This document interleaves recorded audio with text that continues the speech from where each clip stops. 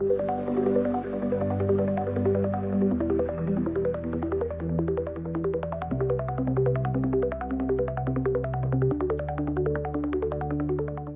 suis Véronique Tastet de l'agence d'architecture Flint, architecte, et avec Lucas Geoffriot de l'agence Moonwalk Local, nous avons réalisé ce projet de réhabilitation de la pyramide de l'école d'architecture de Bordeaux.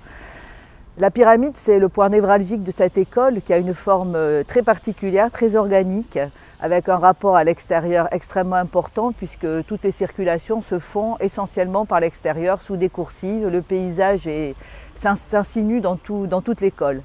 Cette pyramide, à l'origine, c'était, même si elle est extrêmement visible depuis l'extérieur, c'était un lieu peu fréquenté par les étudiants, c'était un lieu extrêmement solennel dans lequel on passait les diplômes et un lieu fermé puisque tous les pans de la pyramide touchaient le sol, les pans opaques, et on avait juste des triangles vitrés aux angles et 3 entrées. Il y a eu plusieurs interventions successives sur cette pyramide pour l'ouvrir aux étudiants. C'est quand même devenu plutôt un foyer avec des adjonctions qui ne rentraient pas dans le dessin d'origine, de ce dessin très fort pyramidal. Donc quand on a abordé ce sujet, on s'est dit qu'il fallait à la fois donner un axe très important d'ouverture à ce lieu, mais aussi de lui restituer sa forme originale. Pour nous, c'était essentiel. Et on a donc travaillé sur un travail d'ouverture totale de tout le rez-de-chaussée, tout le bas de la pyramide, et tout vitré, avec des vitrages qui s'ouvrent au maximum sur l'extérieur de manière à pouvoir faire circuler les gens et l'air.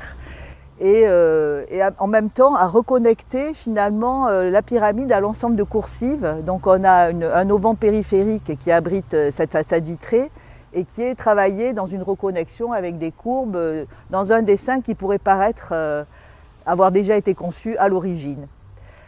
Ensuite, dans cette pyramide, il y avait une mezzanine et on s'est quand même longuement posé la question de on la garde pas. Elle était là au départ, c'est patrimonial, mais il y avait beaucoup de poteaux, elle était assez petite, elle ne servait pas à grand chose, il y avait un escalier.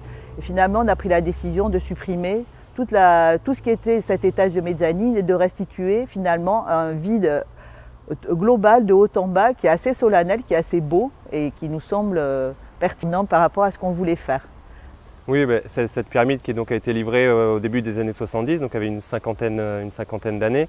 Et la demande était de pouvoir en refaire le lieu central dans les usages et les fonctions et d'avoir une multiplicité d'usages, de vraiment pouvoir aller de foyer, pause méridienne à faire des expositions, à faire des conférences, à faire tout type d'usage, même pas forcément encore imaginé. Et donc c'est vrai que physiquement et symboliquement, c'était remettre un petit peu la pyramide au centre de l'école, donc volumétriquement, mais aussi, comme je viens de le dire, en termes d'usage, et que ce soit vraiment le point névralgique de l'école.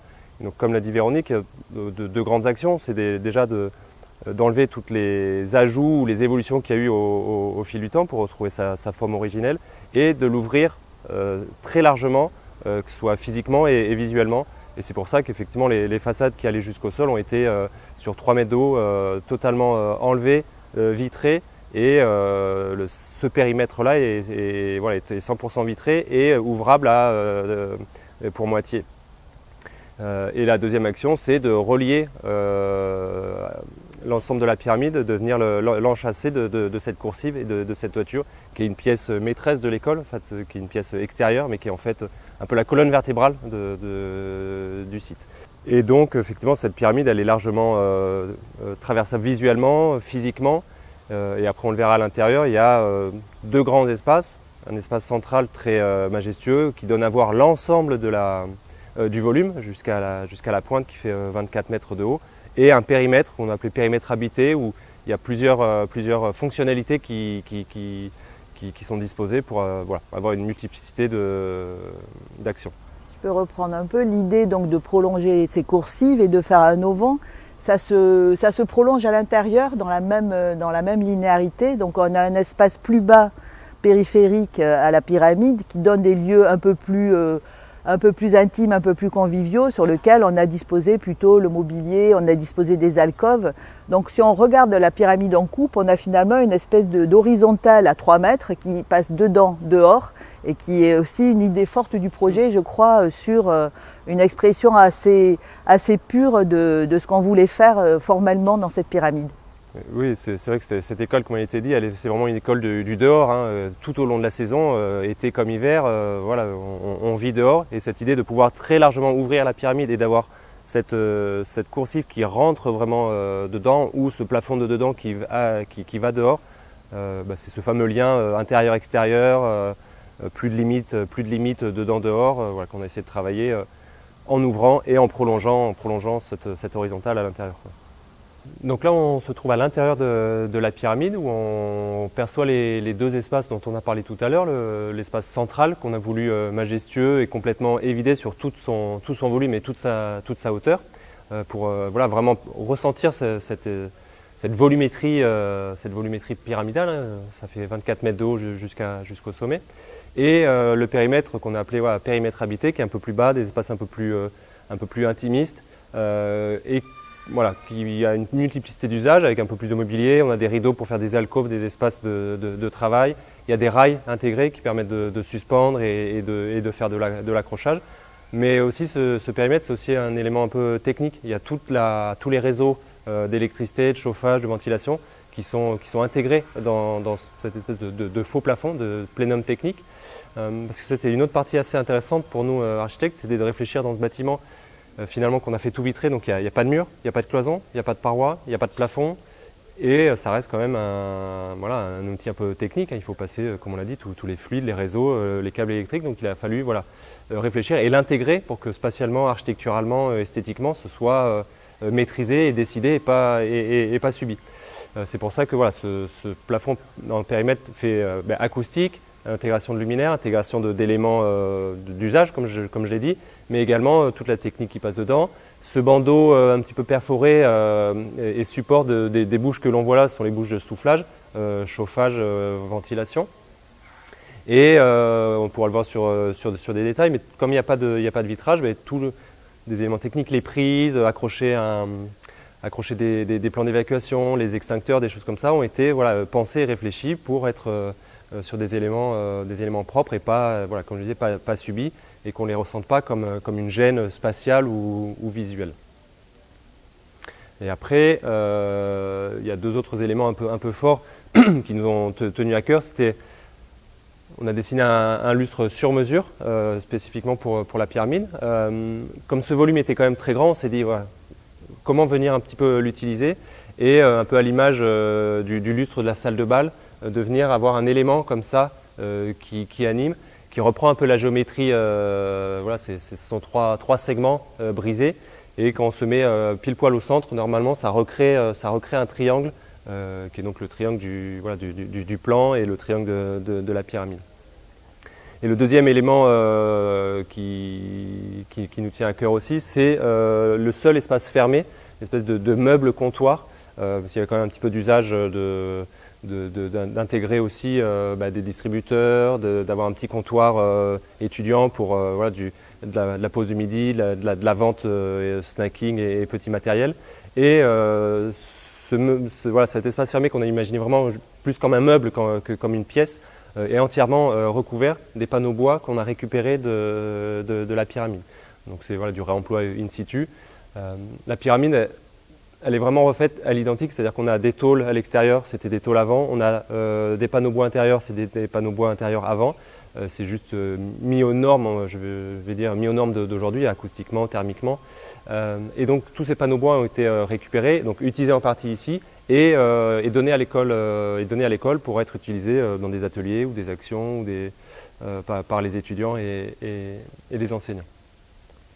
Et puis pour ce projet, on a aussi assuré la mission de choix du mobilier. Il fallait à la fois un mobilier robuste, hein, les étudiants ils peuvent l'amener dehors, dedans, s'en servir, le bouger, donc on a essayé d'avoir un mobilier robuste et aussi une ligne graphique assez simple qui rentre un peu dans l'esprit de la pyramide, assez pure. Par exemple tout ce qui est fauteuil-chaise, c'est une série de chez Artek, mais qui date des années 70, un designer finlandais. Pour nous, c'était aussi important de peut-être rester dans l'esprit de la pyramide sur le choix du mobilier. Ensuite, sur tout ce qui est table, chaise, on a cherché à quelque chose de pratique qu'on peut empiler, mais qui soit aussi avec une esthétique simple et voilà, des lignes assez géométriques qui s'adaptent pour nous assez bien à ce projet. Oui, quelques petits points de détail dans ce projet où, comme je l'ai dit précédemment, il n'y a pas de cloison, il n'y a pas de plafond, voilà, rien n'est caché. Donc on a essayé de maîtriser, de gérer le moindre détail, une petite colonnette pour prévoir les prises électriques qui est alignée au poteau de structure, donc voilà, qui spatialement ne vient pas gêner et visuellement s'intègre plutôt. Dans cet alignement, on retrouve aussi les descentes d'eau de pluie qui sont rouges comme les poteaux et qui sont donc voilà, quand on ouvre totalement les parois vitrées, on a un ensemble prise, descente d'eau de pluie, poteaux qui est regroupé et qui voilà, spatialement et visuellement ne heurte pas l'usage et le regard. Également des petites choses liées aux réglementations comme la réglementation accessibilité qui impose de signaler les grands vitrages.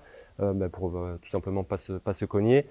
Et donc comment d'un élément réglementaire, on essaye de s'appuyer dessus pour en faire un élément graphique. Et donc ce sont des ronds d'une dizaine de centimètres avec un espacement voilà, de données qui en fait reprend le graphisme des ronds en céramique incrustés dans le béton de la coursive imaginé par Claude Ferré dans le projet initial. Ce sont des petits clins d'œil. Également aussi, on a un sol béton ciré au sol et qui nécessite réglementairement d'avoir des joints de dilatation pour limiter la fissuration. Et donc comment, pareil, même si une fois qu'on vit et qu'il y a le mobilier, ça se voit moins, mais comment ces lignes-là en fait, viennent s'appuyer et reprennent tous les poteaux de structure. Donc on a un calpinage comme ça un peu en losange qui est pensé et dessiné. Outre la volumétrie et la spatialité de la pyramide, un autre élément, une autre caractéristique de ce bâtiment initial, c'est sa structure tridimensionnelle rouge. Donc on a 3 poteaux aux 3 arêtes et une série de 7 poutres, et donc tridimensionnelles, tubulaires, rouges, qui étaient visibles mais partiellement masquées par des escaliers, des salles fermées, des choses comme ça, et qu'on a voulu remettre en avant et rendre 100% visible.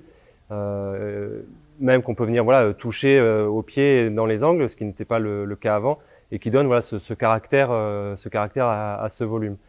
Autre élément réglementaire qu'on a réussi à tourner, on va dire, à l'avantage de l'architecture et de l'usage, c'était que de rendre la structure 100% visible depuis le rez-de-chaussée a permis de passer de 5e à 4e catégorie dans la réglementation incendie et donc d'augmenter la capacité des effectifs de cet espace-là, qui dans l'usage permet voilà, d'avoir plus de monde tout simplement. On parlait tout à l'heure de la relation intérieur-extérieur. Ce travail a été aussi un peu fin dans des sols alignés, de même teinte pour certains côtés, entre un béton intérieur et un béton gris extérieur aussi. Comment on a ces rails qui sont encastrés pour ne pas faire d'obstacles à la marche. Comment aussi on a une récupération d'eau tout en périphérie, parce que ça c'est un autre point réglementaire. Devant toutes les baies vitrées ouvrantes, il faut pouvoir faire de la récupération d'eau pour éviter voilà, que l'eau rentre à l'intérieur. Et donc comment tous ces éléments un peu techniques, comme on l'a dit, qui sont pas forcément toujours gracieux ou intégrés, eh bien viennent aider au dessin du projet. Et donc, par exemple, ce caniveau, il fait 100% du périmètre, alors qu'il n'aurait pas forcément eu besoin. Voilà, c'est plein de petites attentions comme ça, qui, une fois mises en place et tout assemblé, permettent cette sensation un peu de fluidité, de cohérence de l'ensemble. Sur l'histoire de l'espace du périmètre habité, qui est donc un plafond environ de 2,40 m acoustique. Pareil, une recherche de produits qui s'intègrent, qui soient donc un peu unitaires pour pas être sur des produits trop marqués et qui visuellement soient un petit peu élégants, avec une intégration d'autres équipements techniques, caméras, détecteurs de présence, détecteurs de fumée, luminaires, voilà. Comment tout ça est voilà, intégré, calpiné, découpé pour, comme dit précédemment, on a l'impression que c'est toujours été là ou que tout paraisse cohérent et à sa place.